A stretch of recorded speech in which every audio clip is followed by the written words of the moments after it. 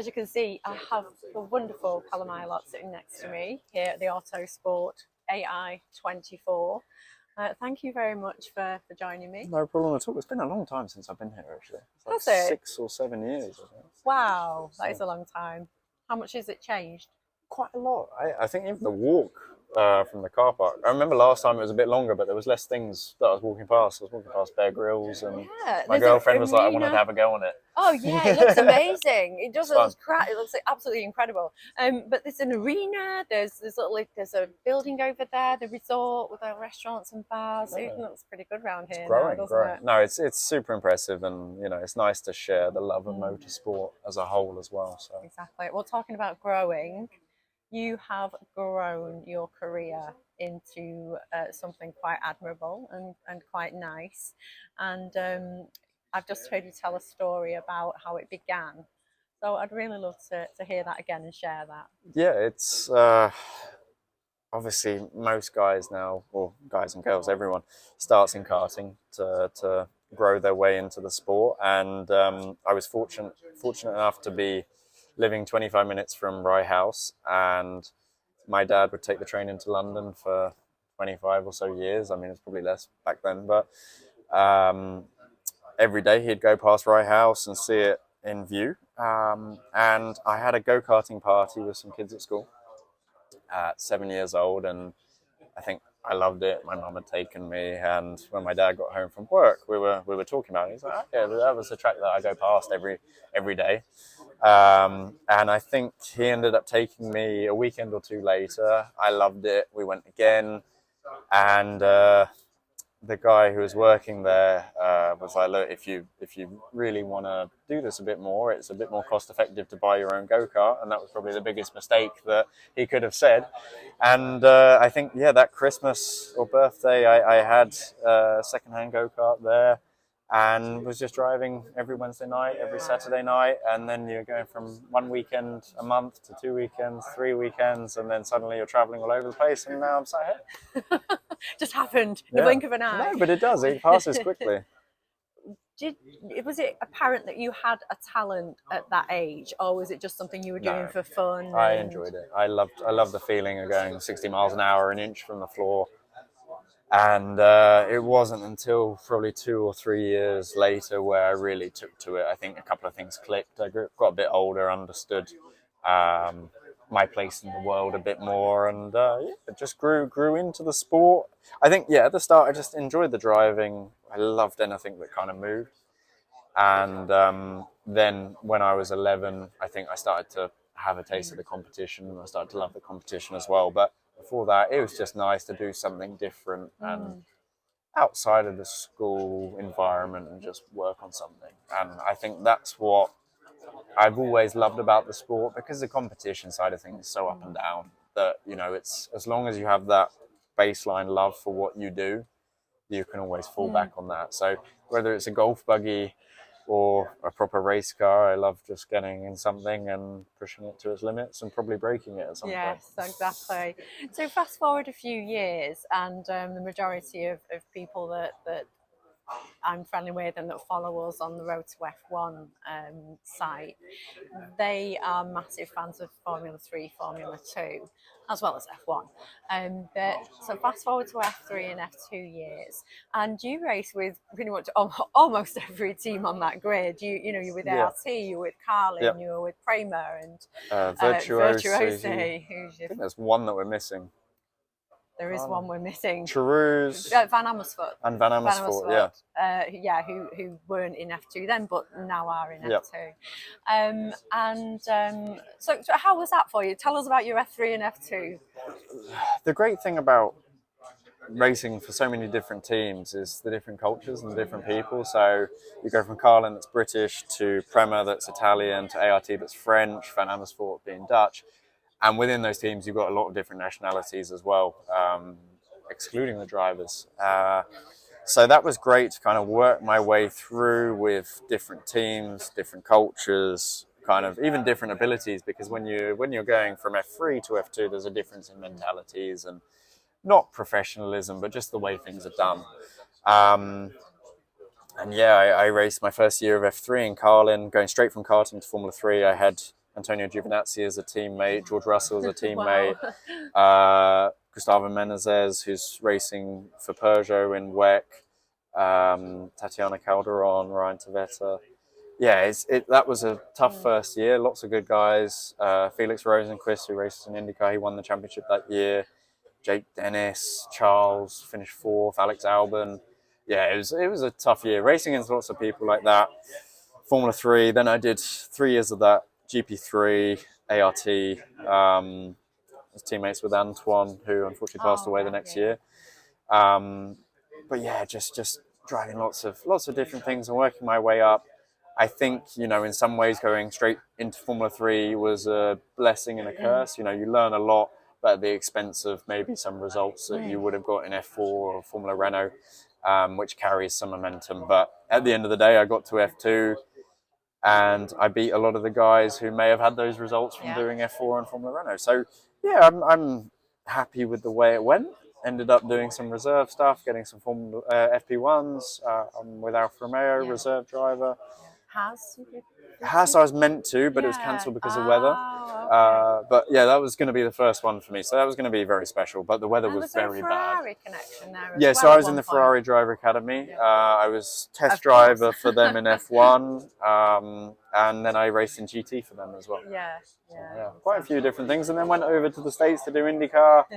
I think other than Formula E, I've driven every type of race car. Yeah, I heard you say that on the stage earlier. You've just been on the main stage at Autosport. You were incredibly close to winning the championship in, against Mick Schumacher that year, and it was that final weekend really that I think it was 14 points or something like in that. it. Really, It was down to the race wire. win, or that 14 points. Would have got that for you. And as a Brit, I'm supposed to be unbiased, apologise. No, sorry, not sorry. But of course, I absolutely wanted you to win that. So it was very gutting from a fan point of view. And do you feel that winning the championship, if you would have won it, you may have had a different trajectory, or maybe seeing how Mick's career in F1 didn't quite work out the way he wanted it to, you may still have ended up where you are today? So I wouldn't have got into Formula One. What year was that? In 2021. That wasn't going to happen even if I won, and I knew that. Of course, if I dominated from race one and was leading the championship by a mile, George Russell, maybe. But at that point, no, I'd never been out of the top two of the championship from race one to the end. So it wasn't like I had been ever dropping in performance. Yeah, of course, you had some ups and some downs, but never in the championship side of things. So it was a strong year. After that, you never know. I think there's this. If you win, you normally have that year or the year afterwards where you can jump into it. Maybe my career would have had a bit more momentum, but at the end of the day, I definitely didn't and don't have a bad reputation, and I've done a lot of good things in a lot of different areas. So yeah, it's you never know. I mean, Mick in some ways had a great time, which kind of changed trajectory in the last year, and that can happen to anyone. I think it can go your way and go the wrong way, but you never know. I think he's in the right environment for him now. I think to thrive and pick his way back into it. It became quite apparent as an observer within the period of time that you were coming through F2 that there were going to be F1 was going to be spoiled for choice. There was definitely a lot more talent than there'd ever had been before. Yeah. And there were going to be people sitting on the sidelines and maybe not even making it because there aren't enough teams, there aren't enough seats. Do you feel that there's a new team coming into Formula One next year? Do you feel that will help the Formula 2 championship, that the guys that are now bred to your level to maybe get that seat, more teams than just one coming in? Yeah, I definitely, there's two things to this. I think one was that the block of racing drivers that I came through with was so strong. Like we were all racing each other. I mean, karting, I raced against Ocon, Verstappen, Charles, Pierre, obviously George, Lando around Lando, then? Alex. Yeah. You know, like that's Yeah. a big bunch of group of drivers to get into Formula One in the same. And I was on the tail end of that, which was always going to be difficult. And you know, I didn't quite have enough to get in. So that was what made it tough at the time. And of course, you know, they in Formula One they want consistency. They want guys with experience, and that's the way it was. An extra team adds another 2 seats, another bit of movement. And I think actually when you're speaking of 2013, 2014, 2015, you had 12 teams, right? I think in 2012, yeah. So that was another 4 seats and a bit of change. And yeah, if they could add an extra team, I think that would definitely help for the younger guys. And it's also good for people to take chances on it. I think also changes of regulations, it kind of can work in favor and work against, because they want people with experience who can develop the cars, but it also gives someone a chance who's like, because all the regulations are new, to just jump in because it's new to everyone. So it works in different ways. But yeah, definitely adding an extra team, I can't see how it's a bad thing. I think when you're on the path in F3 and F2, you know, the next step is generally F1, but you haven't taken that step. You are proving that you don't necessarily need to be in F1 to be have a successful career in motor racing. You have, as you said, driven in quite a few different series. So you did do WEC previously. I did one race. You did one race. I have a 100% podium record in WEC, which is Le Mans, luckily. And you did Le Mans and you came third, which was amazing. And you are about to return to WEC now after 3 years in Indy. And I assume you enjoyed Indy very much. Yes, definitely an experience. Very competitive, versatile racing series. 27 cars competing very, very closely. Returning to WEC, or kind of returning to WEC. I raced in the GT World Challenge, which was the endurance side of that, which was 5 races in 2021. So a bit of experience on the GT side, but now racing top class in WEC in hypercar with Jota, Porsche. It's gonna be cool. It's gonna be good. You got some pretty handy teammates Will there. Stevens, Norman Natter, Will. Jenson Button. Sorry, I forgot about the other car. I've got Jenson Button, Phil Hansen, and Oliver Rasmussen. Yeah, the other one, but in yours. Yeah. In my side, we've got Will and Norman. Norman's racing in Formula E right now in Mexico, and Will is racing Formula One and many years of LMP2, last year in LMP1 hypercar now. I like his little comment on there's a post out at the moment on Instagram of the picture of all 6 of you, and he said nobody else got the sunglasses and hat memo. It's quite funny. He was too cool for school. Yeah, clearly. absolutely. Yeah. I think it adds a couple of inches on his height as well. So. So you're looking forward to a new season. This is a new car. Yep, new car for me anyway.